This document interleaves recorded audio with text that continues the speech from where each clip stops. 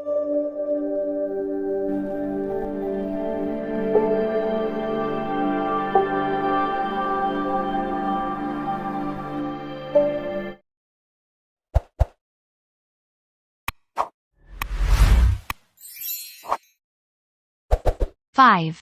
4, 3, 2, 1, 0।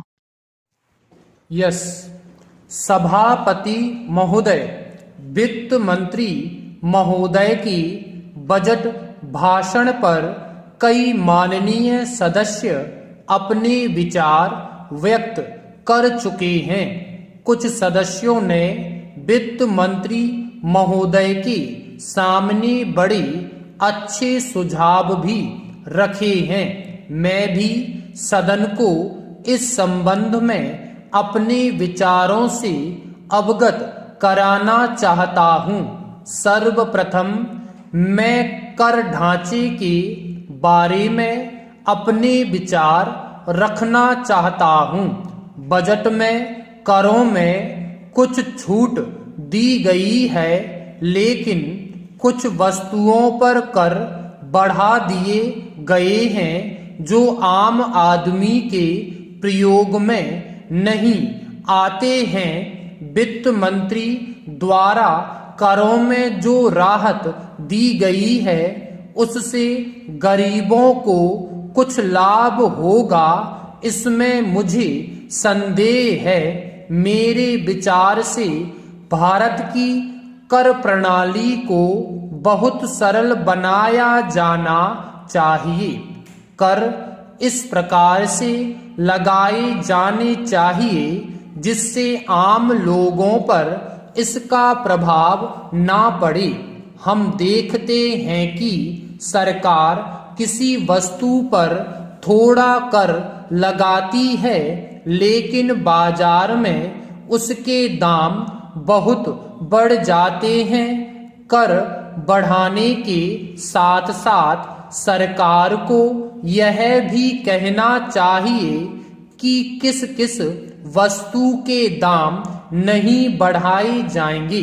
सरकार यदि ऐसा नहीं करती है तो वस्तुओं के दाम बढ़ते जाते हैं और सरकार उसे रोक नहीं पाती है।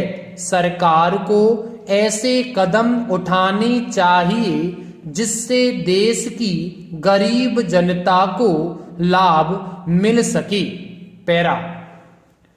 महोदय, यह प्रसन्नता की बात है कि सरकार का ध्यान मूल्यों के बढ़ने पर पूर्ण रूप से है।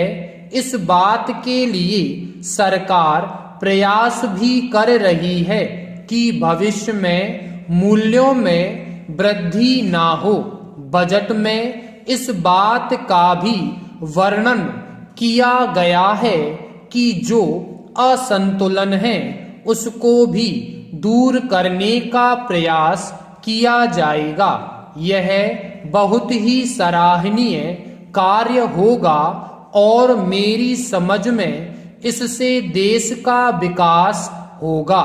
हमारा देश कृषि प्रधान देश है। देश की अर्थव्यवस्था कृषि पर निर्भर करती है। बजट में किसानों के लाभ के बारे में कोई जिक्र नहीं किया गया है। किसान मेहनत से अपने खेत में अनाज पैदा करता है। सरकार को चाहिए कि किसान के अनाज को बेचने की अच्छी व्यवस्था कर दे और उन्हें उचित मूल्य दिला दे।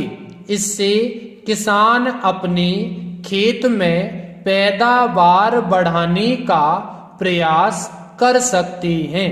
मैं मंत्री महोदय से निवेदन करना चाहता हूं कि बजट में कुछ संशोधन करने पर विचार किया जाए और उसमें ऐसे निर्णय लिए जाएं ताकि देश में जिस उद्देश्य के लिए प्रजातंत्र है वह पूरा हो सके।